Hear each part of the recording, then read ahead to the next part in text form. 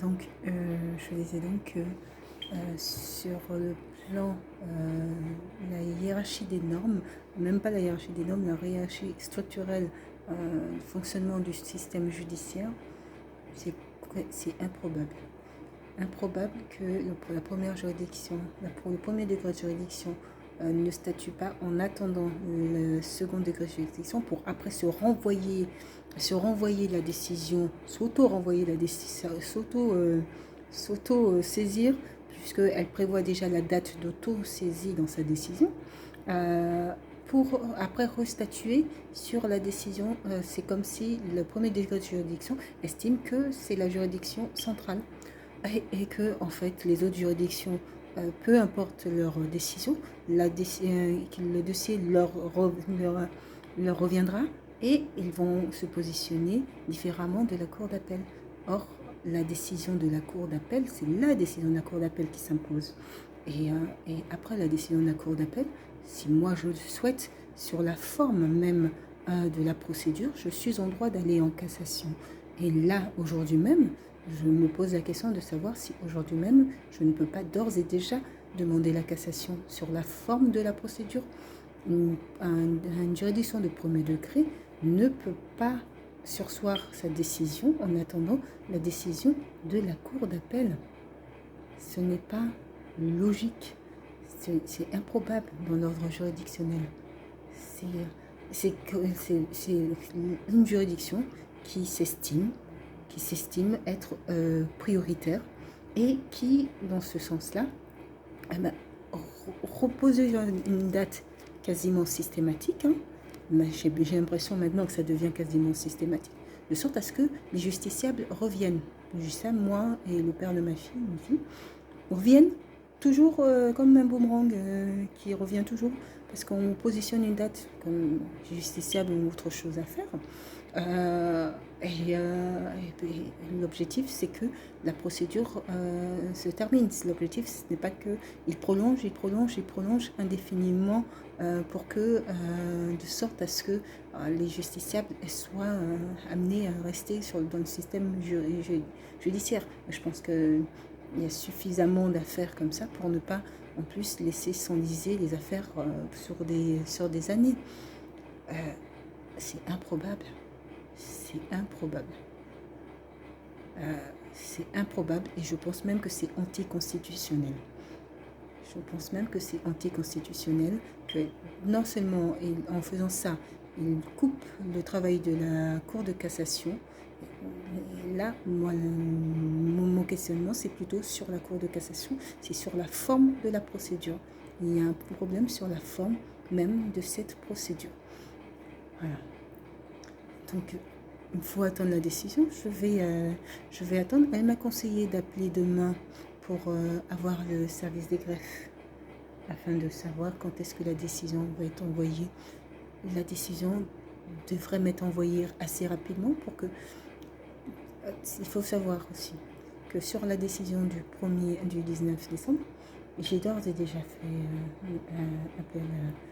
On appelle en fait la représentation est obligatoire. Et donc, j'ai sollicité un cabinet d'avocats. Et ce sont deux avocates qui sont sur ce dossier d'appel. L'appel a été fait. Donc, c'est le motif pour lequel elles sursoient en fait leur décision, mais c'est illégal et improbable. Et c'est anticonstitutionnel. Et c'est véritablement anticonstitutionnel. Et il y a aussi un problème de compétences territoriales et géographiques.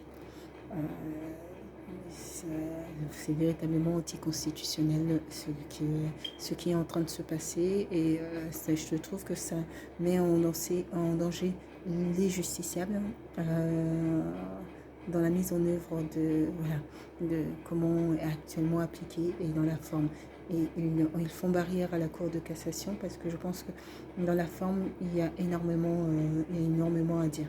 Et au-delà de la Cour de cassation, puisque si je ne suis pas contente de la procédure, je suis en droit de pouvoir demander, solliciter les juridictions européennes Et pour pouvoir féliciter les juridictions européennes, il faut avoir épuisé tout l'ordre judiciaire interne. Sauf que comme l'ordre juridiction interne, puisqu'elle se renvoie toujours prolongée sur la première instance, ce qui fait que l'affaire est toujours en première instance, alors que c'est une affaire qui est déjà en appel. Qui est déjà en appel. Donc voilà. Donc là, je suis rentrée. Je me suis arrêtée sur la route pour prendre mes petites choses à manger. J'ai mangé rapidement. Je suis rentrée et j'ai encore mangé, à vrai dire. Et donc là, j'ai pris ma Bible. Je me suis dit, tiens, je vais lire un passage. Ça va me faire du bien de me poser un petit peu sur ma Bible et de réfléchir un petit peu. Je vais lire le passage. Donc c'est un passage des Psaumes, le livre des Psaumes. Donc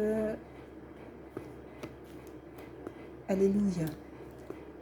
De tout cœur, je rendrai grâce au Seigneur dans l'assemblée parmi les justes. Grandes sont les œuvres du Seigneur, tous ceux qui les aiment s'en instruisent. Noblesse et beauté dans ses actions, à jamais se maintiendra sa justice. De ses merveilles, il a laissé un mémorial. Le Seigneur étendrait ses pitiés. Il a donné des vives à ses fidèles, gardant toujours mémoire de son alliance. Il a montré sa force à son peuple, lui donnant le domaine des nations. Justesse et sûreté, les œuvres de ses mains, sécurité, toutes ses lois, établies pour toujours et à jamais, accomplies avec droiture et sûreté. Il apporte la délivrance à son peuple, son alliance est promulguée pour toujours, saint et redoutable en son nom. La sagesse commence par la crainte du Seigneur, qui accomplit sa volonté en est éclairé. À jamais se maintiendra sa louange. Je trouve que c'est un joli passage, en tout cas qui permet de méditer et de réfléchir. Dans l'histoire de la Bible, il y a eu pas mal de personnages, de grands personnages bibliques, que ce soit d'abord Jésus, Joseph également. Il y a l'histoire aussi Judas, mais c'est autre chose. Mais Judas était un apôtre au départ. Et ça, il faut pas l'oublier que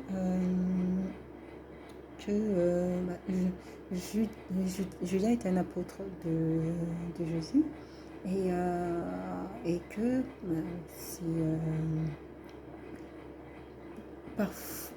le Seigneur permet parfois qu'apparaisse peut-être le mal parmi ses propres êtres. C'est-à-dire que Lucifer est un ange de Dieu. Ça veut dire que parmi tous les anges de Dieu, il y a parmi ces anges Lucifer. Donc, je dirais, mais le Seigneur peut tout, comment peut-il le permettre? Comment est-ce possible? Comment est-ce possible? Il est l'alpha et l'oméga, le commencement et la fin. Il est le Tout-Puissant. Comment est-ce donc possible que finalement qu'un de ces anges finalement devienne son ennemi? Il y a dans la Bible, quand on lisait la Bible, il parle de ce qu'on appelle la chair. Et c'est quoi la chair? C'est la chair, je réponds à ma question. Mais la chair, c'est en fait toutes les convoitises humaines lorsqu'elles prennent le dessus sur l'âme. C'est ça la chair. lorsqu'elles prennent le dessus sur l'âme. La chair, c'est tout ce qui peut conduire un être humain voilà, dans des travers et qui ne sont pas honorables par rapport à son âme. Ce qui veut dire que les plaisirs de la chair peuvent même différer selon les individus, puisque ça dépend de là où l'individu place en fait comment dire ça, sa convoitise. La chair, c'est ce qui peut faire tomber finalement un individu. Pas la chair en tant que peau, attention, c'est important de le distinguer, mais vraiment dans le sens de la chair, c'est toutes les convoitises et tous les risques qui peuvent en fait détourner finalement l'être humain de son chemin. Et aussi, il y a chez l'être humain une tendance, et ça dépend après, hein, mais pas chez tous les êtres humains, mais il y a aussi cette tendance peut-être à un moment donné, et c'est de se dire, peut-être que moi je suis mieux. Et je pense que c'est un peu ça, l'histoire de Dieu et son ange, c'est que à un moment donné, cet ange a considéré qu'il était mieux. Et que puisqu'il était mieux, qu'il ne voyait pas pourquoi il suivrait un Dieu qui ne lui apporte pas plus que lui, puisqu'il se suffit à lui-même. Et l'être humain, pour revenir l'être humain est comme ça dans cette de temps en temps, hein, dans cette volonté de se dire, tiens, surtout je pense à des personnes qui réussissent très très très très bien, qui ont tout, belle voiture, belle maison, un compte en banque bien rempli, tout. Et j'ai tout, c'est moi Dieu, entre guillemets quand je dis ça. Mais c'est dans le sens où qu'est-ce que je dois rien, j'ai tout. Ça peut être ça. Et ça, après, c'est pas généralisé, dans le sens où il y a beaucoup d'êtres humains qui gardent un cœur humble, peu importe la situation. Donc ça, je pense que ce nombre-là est minime. Le nombre de personnes qui ont cette volonté d'égocentrisme et d'orgueil, je pense que la plupart des êtres humains sont assez humbles et humbles face à la personne, en tout cas pour ma part, je pense. Je serai humble face à la personne grâce à qui je suis, qui nous a créés finalement, qui a créé la terre et le monde. Et donc, mais l'homme peut être attiré par cette tentation et cette convoitise-là qui fait que bien souvent c'est ce qui crée des conflits et des tensions. C'est aussi cette volonté, c'est lorsque la chair prend le dessus sur la beauté de l'âme. Voilà. Sur ce passage, donc, jeunesse et sûreté, les œuvres de ses mains, sécurité, toutes ses lois, établies pour toujours et à jamais, accomplies avec droiture et sûreté. Il apporte la délivrance à son peuple. Son alliance est promulguée pour toujours, saint et redoutable en son nom. Dans toute la Bible, quand on lit la Bible et qu'on arrive à la fin, vers la fin, surtout je pense au Nouveau Testament, l'Ancien Testament c'est autre chose, mais quand on arrive vers la fin, dans toute l'histoire, il manque encore un élément, il manque le consolateur. Nous n'avons pas encore le consolateur. Et je pense que c'est c'est l'élément qui nous manque. Après, est-ce que la Bible retranscrit totalement la pensée, la réalité de la Bible? Par exemple, j'ai pas encore lu le Coran, à vrai dire. Hein. J'ai pas lu le Coran bon,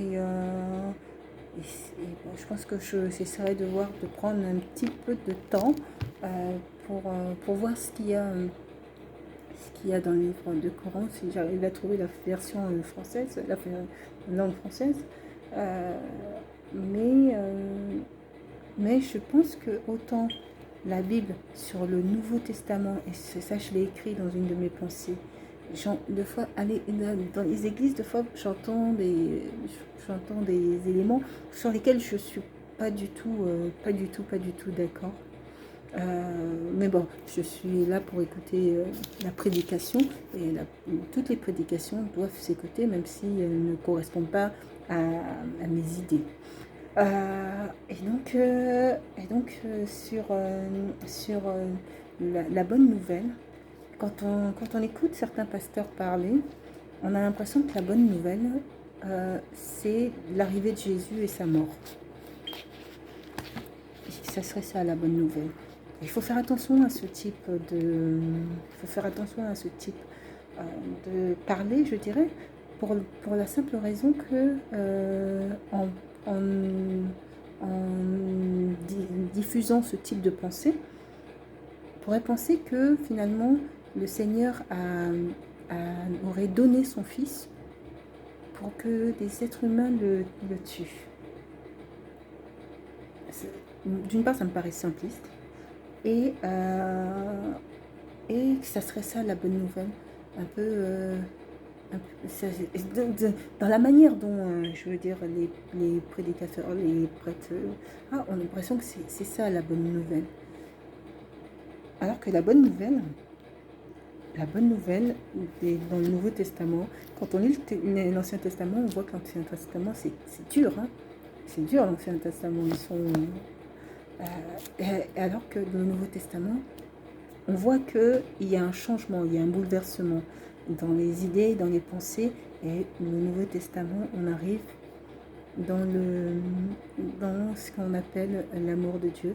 Et ça se ressent en fait dans tout ce qu'il y a des fruits de l'esprit, dans tout ce qu'il y a qu'on lit Éphésiens, Romains, Matthieu.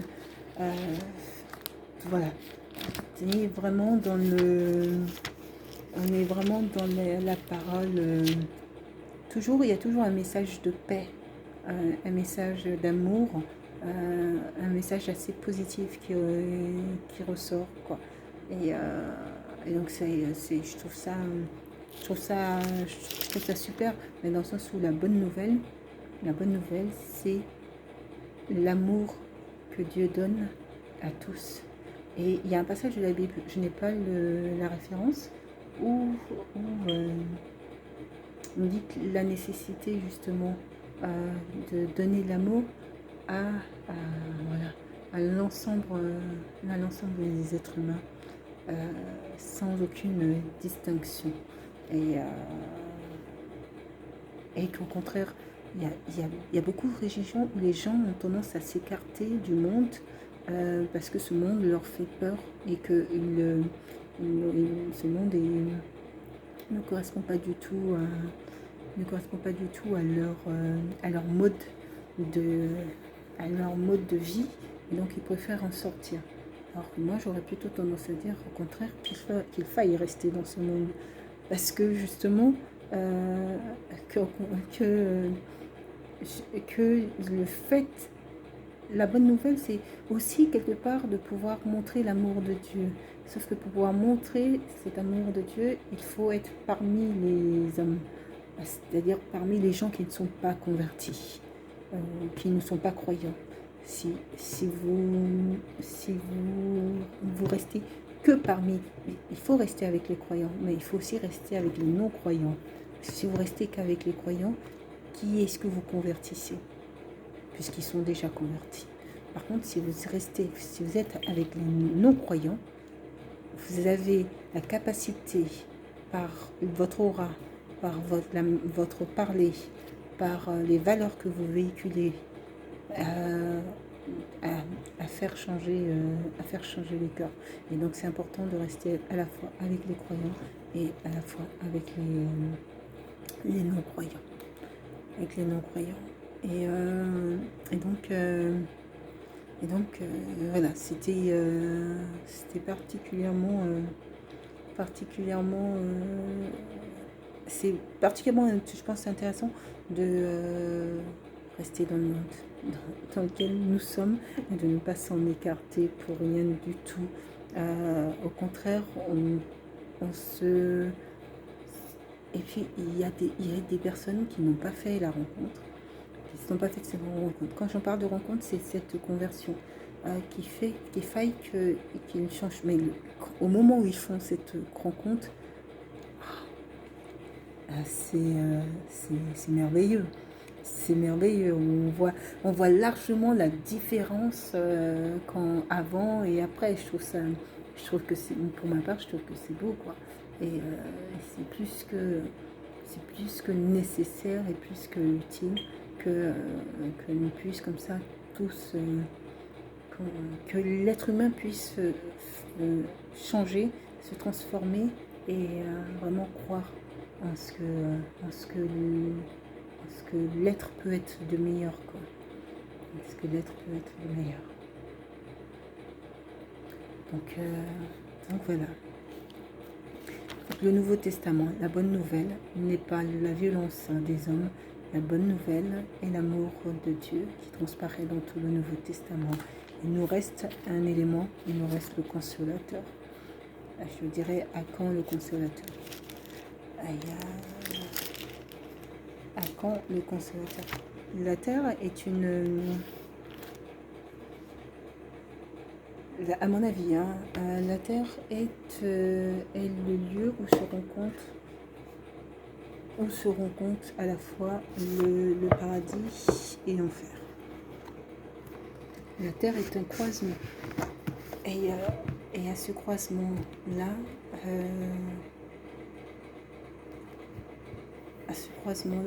justement, la Bible permet de pouvoir retracer les éléments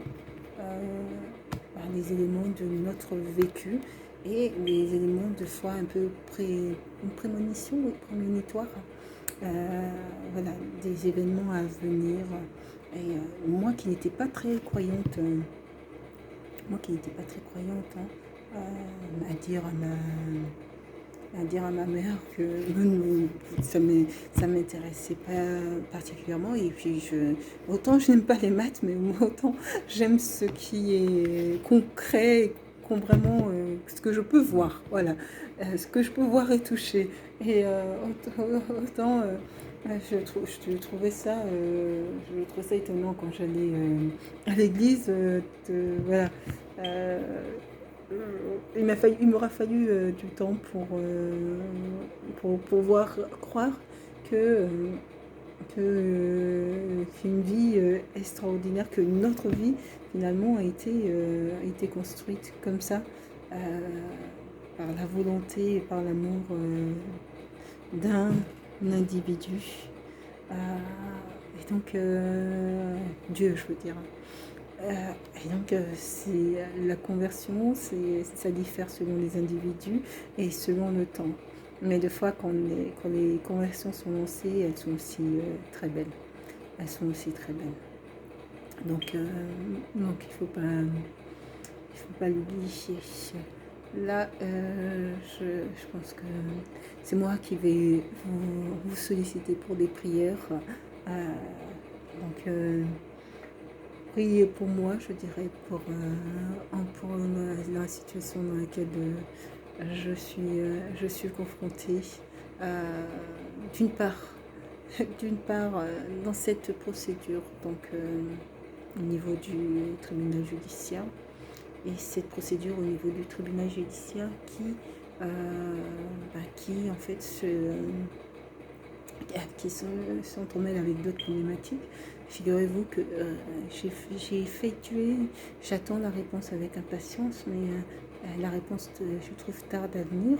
J'ai effectué une demande de logement social en 2019. Je pense que ça devait être juin, en 2019. Et il s'avère que j'ai fait le renouvellement en mai, si je ne me trompe pas, 2020. Ça doit être à peu près dans cette période-là, mai ou juin 2020. Et je reçois un mail qui m'indique que je n'aurais pas validé ma demande. Ce qui est totalement faux puisque j'ai l'attestation de renouvellement de cette demande de logement social. Or,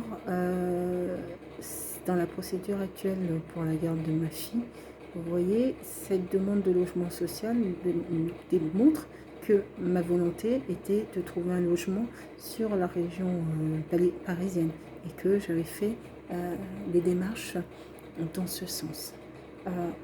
Je me questionne sur cette disparition soudaine de cette demande de logement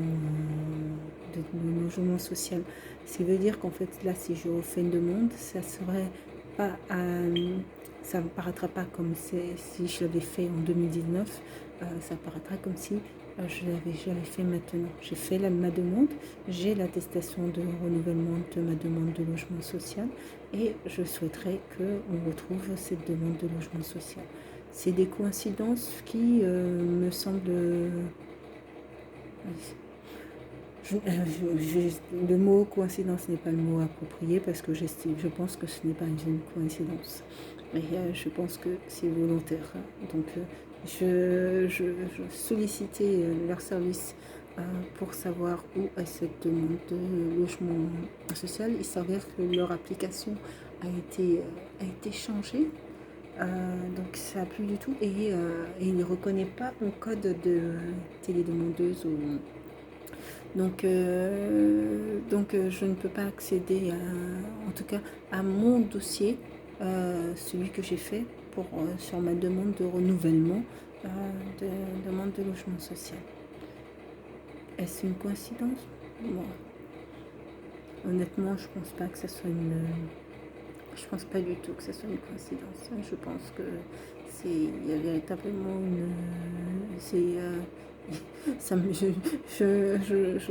coïncidence n'est pas le terme approprié. Et ça tombe pile en ce moment. Et c'est arrivé quasiment au moment avant que la juge statue le 28. Peu avant que la juge statue le 28. Donc ma fille habite sur la région parisienne, moi j'habite sur Orléans. Et donc j'avais fait cette demande déjà depuis l'année 2019 où la maison familiale a été vendue. Maison qu'on avait achetée à Cléry avec ma mère, et un de mes frères. Donc voilà, ça me surprend. Donc bon, j'attends avec impatience le retour qui va m'être fait par leur service sur ce sujet. Et de même que il y a une incompétence géographique du tribunal judiciaire dans cette affaire. Je ne peux pas. Moi j'habite Orléans, le papa de ma fille habite maintenant, ils ont déménagé dans le 77. Donc ça ne peut pas être le 94 qui statue sur cette affaire. Ils nous rattachent volontairement au département du Val-de-Marne. Et je ne vois pas pour quel motif. C'est pour ça que bon, il y a beaucoup d'éléments qui me semblent pas logiques. Donc voilà, sur ce, je vous souhaite de passer une bonne soirée. Et puis je vous dis à bientôt.